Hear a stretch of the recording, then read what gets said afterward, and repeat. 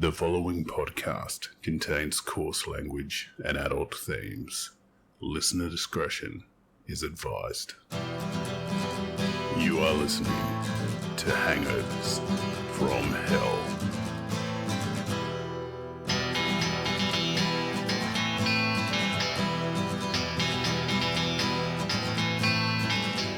Hi, I'm Flan. Welcome to the Hangovers from Hell Trashed Mag Minisode, the episode where each fortnight we share the best bits from a trash magazine, which includes a true crime story and some life hacks. We're also going to tell a story about your real life hangover. I'm joined by my lifelong best friend. Say hi, Doggo. Hi, Doggo. Unlike sober old me, Doggo works, rests, and plays in stiff drinks. Doggo, the content from this episode is taken from That's Life magazine, issue 51. Our main story was compiled by Russell Bell, and the headline for this story is "A Ciggy Caught Her Killer After 35 Years." What's going on here, do you think? It's a really good question. A Ciggy caught her killer. After 35 years. It's normally the other way around, isn't it? Where a killer caught a Ciggy. No, yeah, someone got killed by a Ciggy. Yeah? I reckon it's metaphorical, but what it really is about, though, because it's not, it's actually about like a Benson and Hedges rep. Okay, yeah. Who she was like a BDM for Benson and Hedges, business development manager. Yeah. Sales rep, I guess, but with a fancier title. Sorry, BDMs out there. That I'm not a sales rep. I'm a business development manager. yeah, yeah, that's right. It's about a Ciggy rep who her name was actually Cindy, but her nickname was Ciggy because she used to sell dozens. Yeah, cool. All her friends called her Ciggy. Yeah, that makes sense. She was found to be murdered by the court system, but Like the court system murdered her? no, like they ruled her to have been murdered. There was no body found, but like basically she went missing. There was a suspect. There was evidence of foul play. And she was gone. So anyway, she 35 years later turned up and found her killer, who was a killer in inverted commas, and confronted them at work. Why was it a killer in inverted commas? Well, because he didn't actually kill her because she wasn't dead. Oh, wow. Yeah. Plot twist. So Ciggy got killed, but Ciggy was suspected killed for 35 years. Turned up, she'd been elsewhere. Had she been like laying low, planning her revenge for 35 years? No, I think she was kidnapped and held hostage for 35 years. Okay. And then she went and caught the person who was alleged to have murdered her after 35 years of being kidnapped. That wasn't the kidnapper either. Yep, that's what happened. I mean, I guess, I don't know. I can't see anything else it could be. Not quite. Is it close? Sort of close. Yeah. Oh, thanks. What would you say out of 10 for closeness? Like 10 being 100% accurate, 0 being completely. Okay, I'm going to say maybe like a 2. Like, just given the fact that someone died? Jesus. Has to be someone named Ciggy, right? No, there's definitely not. Jesus. There is someone called Roxanne. Oh, yeah? That's true. Remember that drinking game we used to play? It's like you listen to Roxanne by the Police, and it's like every time they say Roxanne, you have to have a drink. No. Roxanne. No. Yeah, that's good. Nah, I don't remember it. Maybe you should get some non-alcoholic beers and we can have a sesh one time. Yeah, that sounds really fun. Listen to a bit of Sting. Yeah, cool. Well, what actually happened? Yeah, tell us. There's a lady called Roxanne, and she really liked her boss's son, Terry. Yeah, she was a bit older than Terry. How much older? Just like a little bit older, maybe a couple of years older, maybe. Yep. At a guess. Oh yeah. How old's Terry though? Let's just say that when Roxanne was 30 in 1987 Mm. and Terry was like a little bit older than that. Mm. Okay. So maybe 32, but not yet. Not yet because he's still at school. Oh, so Terry was older than Roxanne. Because he was on the high school wrestling team. Okay. Presumably he was at high school. He wasn't an adult on the high school wrestling team, lying about his age. It's quite confusing. Hang on, isn't Roxanne older than Terry? No, Terry's older than... Oh, yeah. Yeah, you're right. Yeah, Roxanne's a little bit older than Terry. I feel like we're doing one of those maths problems. Where it's like, if Roxanne's older than Terry and Terry's older than Suzanne... Yes. And Suzanne went to school. Which train is going to get to the station first? Yeah, that's right. Well, obviously Roxanne. Okay, can you just back up for a sec? Yep. Roxanne likes Terry. Yeah. Has a crush on Terry. Terry's her boss's son. And she's 30. No. And he's 32 and he's in high school. No, definitely not. So Terry's thick as 3 short planks. Yeah. he's still in year 11 as a 32-year-old. But he's hot. Can't pass geometry. So Roxanne's like pretty keen. Yeah. He's hot to trot. Yeah, okay. She can overlook the dumbness because of how cute he is.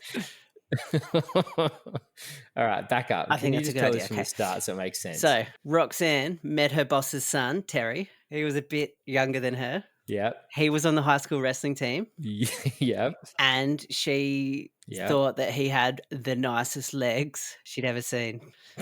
Well, he was a wrestler. He was probably working out. And then Terry actually thought Roxanne was not too shabby herself. So they started going out, moved in, got married in 1982. And then Terry started working with Roxanne and his dad. He was already working with her in the bedroom. Working with her sexually already. Yeah, beautiful. But then they really just were spending like every minute together because they'd get ready and they'd go to work together and have lunch together, travel home together, just did everything together. Always. Sounds like a drag. Okay, so they decided they were spending too much time together. So Roxanne got another job somewhere else.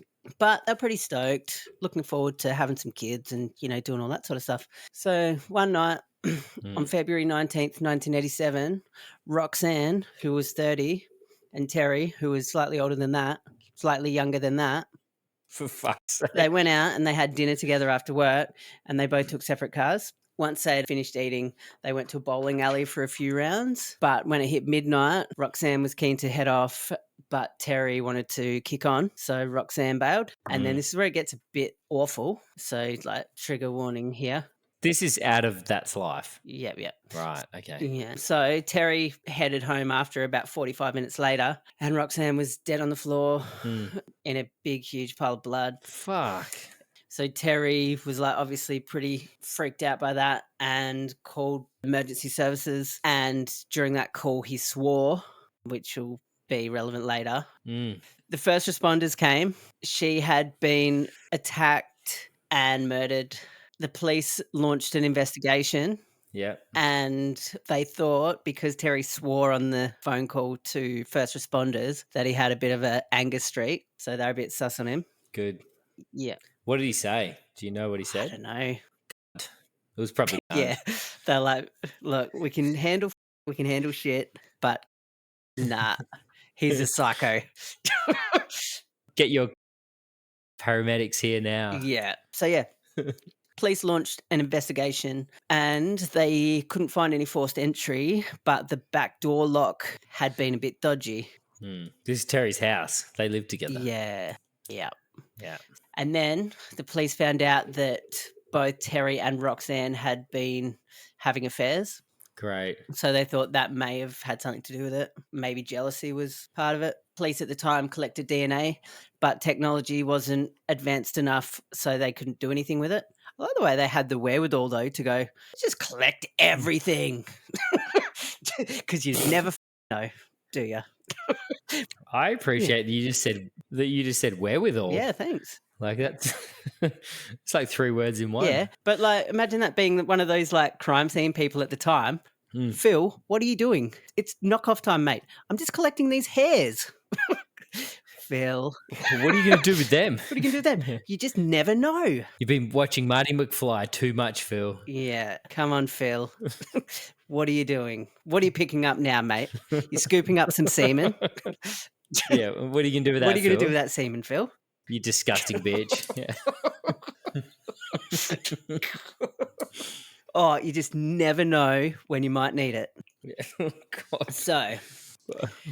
So they really thought that Terry was the one that did it because he swore. Yeah. I'm guessing they had more suspicions than just swearing to the first responders.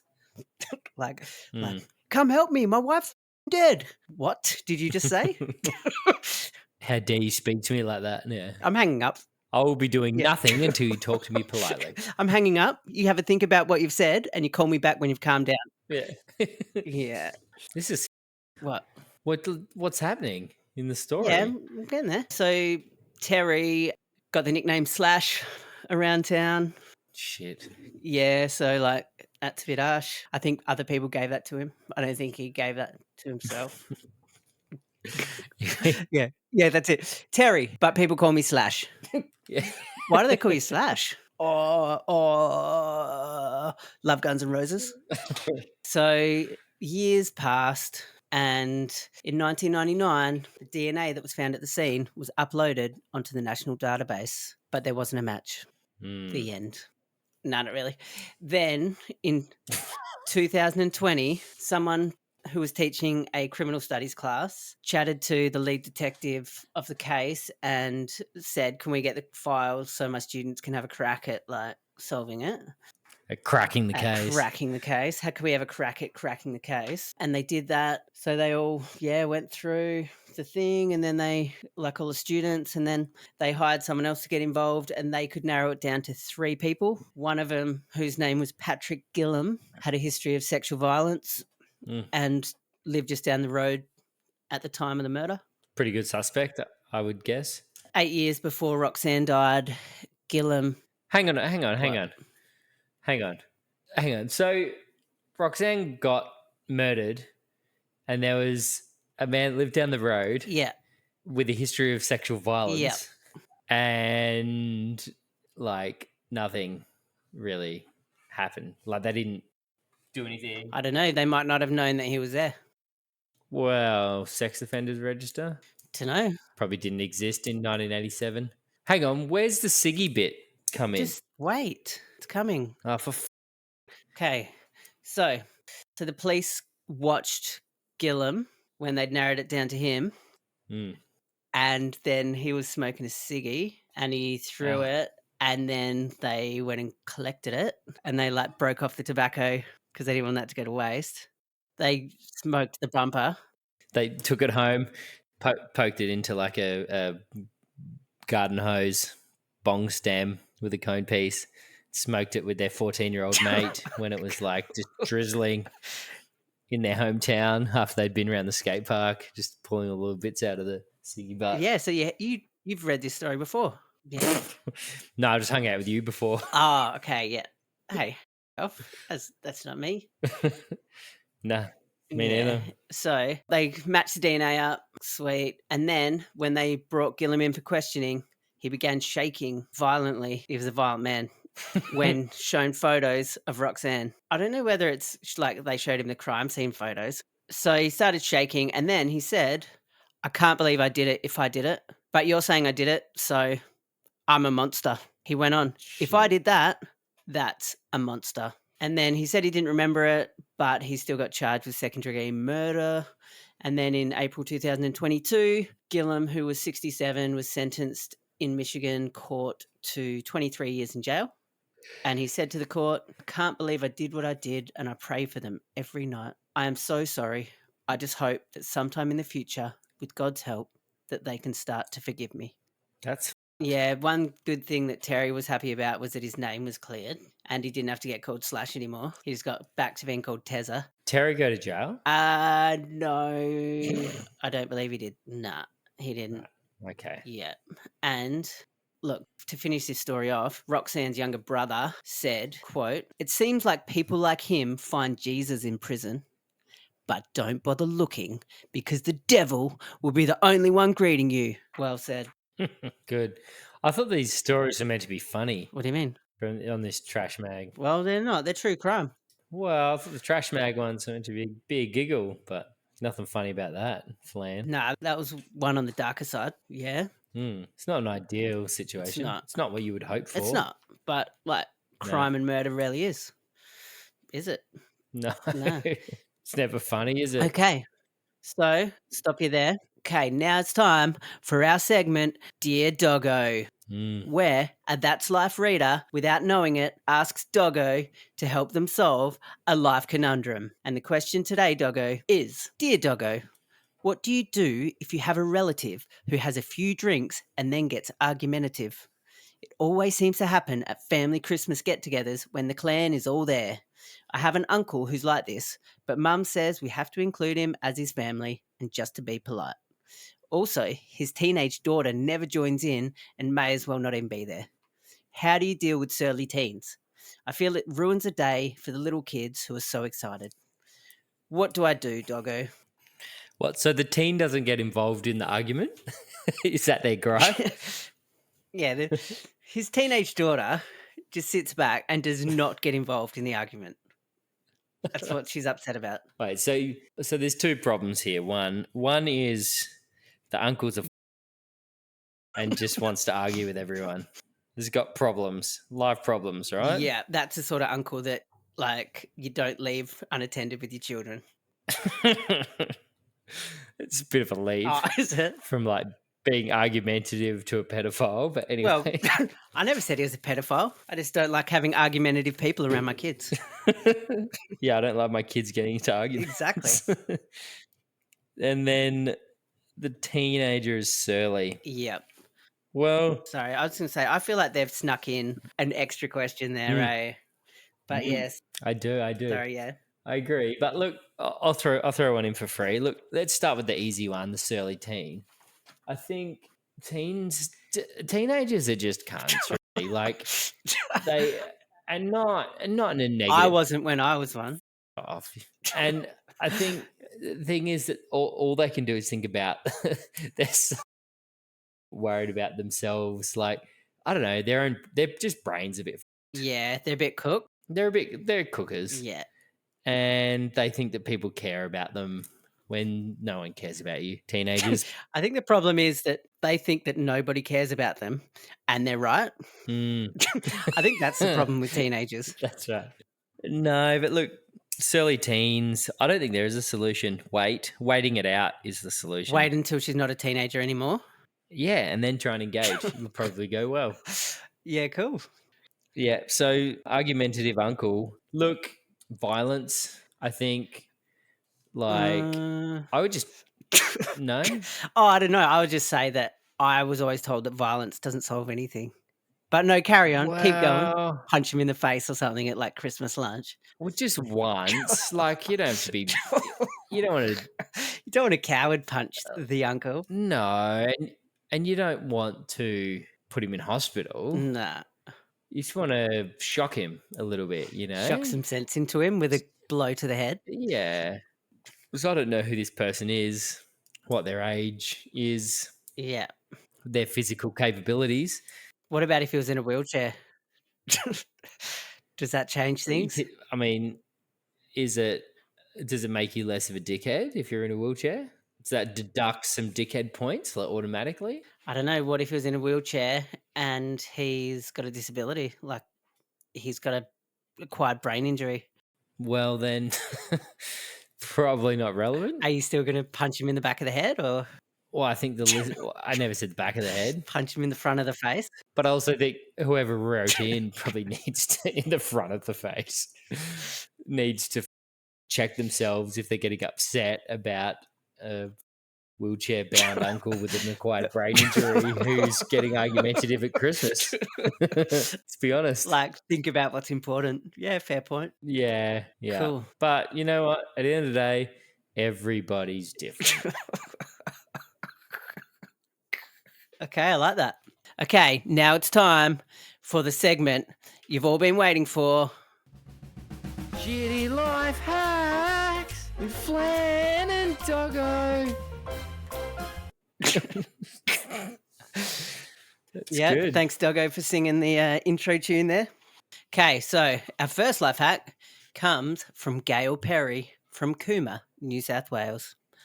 Now, Gail's life hack is a spoonful of Vegemite mixed with hot water will attract flies when you're outside, keeping them away from you. It's good. Yeah, well, do you know what also attracts flies? Human shit. What? So, Gail, you could take one for the team and go take a shit on the patio. Problem solved. Save your Vegemite. Probably not as pleasant to be around. I'm going to... Nah, f*** off. I think Gail has done us the solid. I'm going to try it. I'm going to try it. And before our next episode, legit episode, and then let's see how it goes. Yeah, okay. Yeah. How about this? I'll try Vegemite in the boiling water, teaspoon. Yep. And how it goes with the flies. You try having a shit at the back with the flies. Science. It's science. Or you just eat like half a jar of Vegemite and then shit in the corner of the veranda and then go and enjoy some time with friends at the table and chairs at the other end of the veranda. Beautiful. Thanks for that, Gail. Thanks, Gail. Okay. Our next life hack is from Helen Jones from Lewisham, Tas. She says, paper shopping bags are good for gifts. Just cover any logos with wrapping paper or pictures from a magazine. Jesus. Helen obviously scrapbooks, eh? Yeah.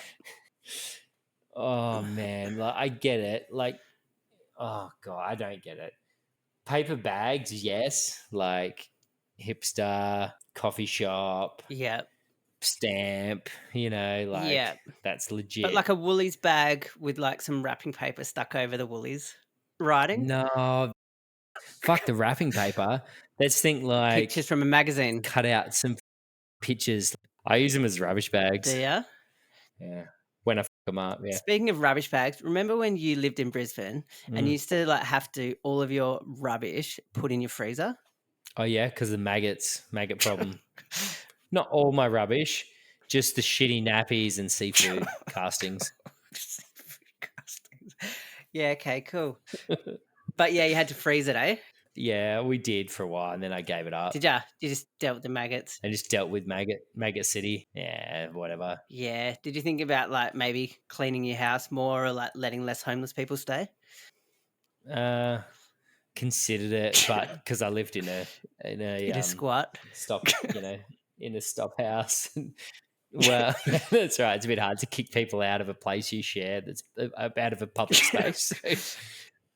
But also, if you think about maggots, like really in their essence, they're just like cute little baby flies. So yeah, they're pretty adorable, eh? There's no real need to be disgusted by them. Nah, they're pretty cute the way they wiggle around everywhere, eh? Yeah, just living their best life. Yeah. Yeah, the unsung hero, the maggot. That's right. Go maggots. All right, speaking of maggots, it's time for our hangover story. Okay, I'm going to check the Hangovers from Hell inbox to see if someone sent us a hangover story for today's episode. All right, just going to have a look now. Open it up. No, nothing. No. Still nothing. Still nothing. But that's okay. Next time. That's okay. Next time for sure. But that's okay because I thought that might happen. So I went and found my own hangover story from someone else. Someone you know? Someone that I know. You Googled it. So this is a friend of mine who has very kindly written up their hangover story and sent it in. Donated their hangover story. Yes. To the cause. Yep. So today's hangover story is from Kelvin from Toowoomba, Queensland, Australia. Oh, you made that up. Take it away, Kelvin. All right. I was 20-something, living in inner city Brisbane, working at Hungry Jack's and enjoyed a drink or two on the weekends. I lived alone in a really dodgy, really old studio apartment with a meth addict living on one side and a meth dealer living on the other. One night, a childhood friend and I decided to hit the town and hit the booze. It was a big night, many drinks were consumed, and many cigarettes smoked. When I woke up the next morning, I woke up on the floor of my apartment. I still felt very drunk and quite unwell and couldn't remember how the night ended. I had this bad feeling though that I had been arrested the night before. I also did not have my wallet. I called my friend who I was out with, who told me that I had thrown a chair at a taxi in a line of taxis and it had bounced off a taxi's windscreen, eliciting a response from the taxi drivers all lined up who jumped out to see what was going on. I had then apparently run off before police could catch up with me. So I'm in my apartment and I got off the phone from my friend and was laying there in my apartment feeling dreadful, and my phone rang. It was a private number. I didn't answer, but the caller left a voice message. It was the police. They had my wallet and left the following voice message. My name is Constable from Brisbane City Police. I'm at the Brisbane City Police beat until 2 o'clock and I have your wallet. Come and get it, mate, or I'm going to have to lodge it and you may not get it back for a few days. It's the weekend and the property office doesn't open on the weekend. I'm sure you need it for the weekend. The number here is 322 also, after Constable, must not be single. Alright, see you later. Hang on. I said, Constable Boop wants to know if you're single. Yeah.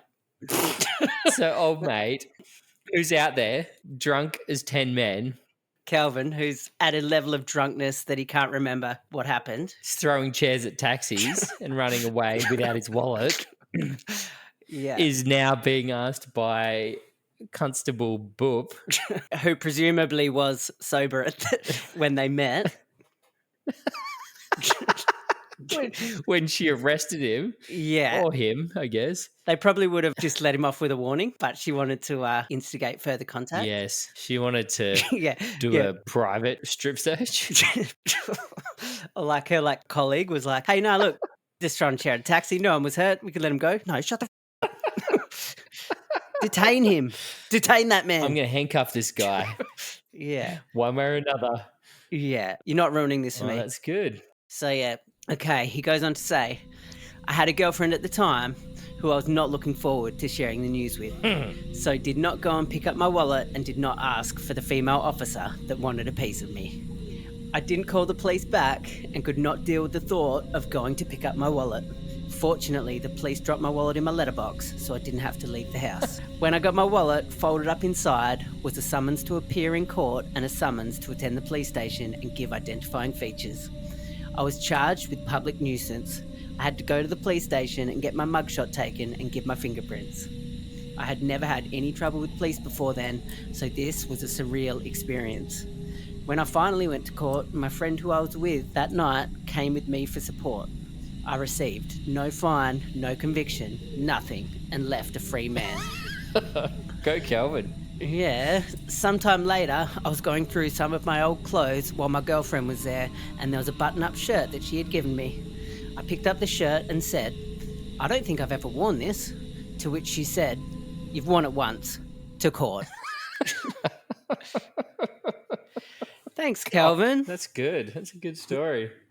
That is a good hangover. Yeah. And thanks for sharing the voicemail. That's a bonus. Okay. Now we're going to finish today's episode with our feel-good story, okay? So, residents of an aged care home have put paintbrush to paper. The Grandpaws Initiative aims to help senior pets who are often overlooked at shelters find their forever homes faster. The talented residents of the Virginian senior living community join the cause, painting pooches to raise awareness about senior pet adoption. Good on them. I just love that they're painting pooches. I just imagine all these dogs running around like Clifford because all the oldies got to them with their red paint. They misread the brief. Yeah.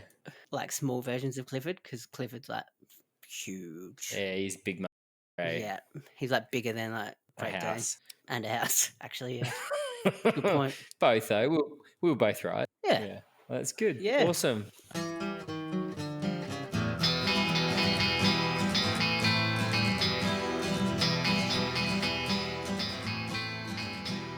All right, so Thanks, Matt. we'll see you next week. Thanks for joining us. If you have a good hangover story for a future episode, please go to our website. Please tell your friends about us and subscribe if you want to hear more episodes. We'll see you next week for a full-length episode of Hangovers from Hell. I've been Flan. I've been dog nuts. Bye. Bye. Our episodes often discuss serious and traumatic events which may trigger some people. If you or someone you know needs help, please see our website for information on crisis support. This show is for entertainment purposes only. The creators of Hangovers from Hell promote and encourage responsible alcohol use. Gotta wish I never killed no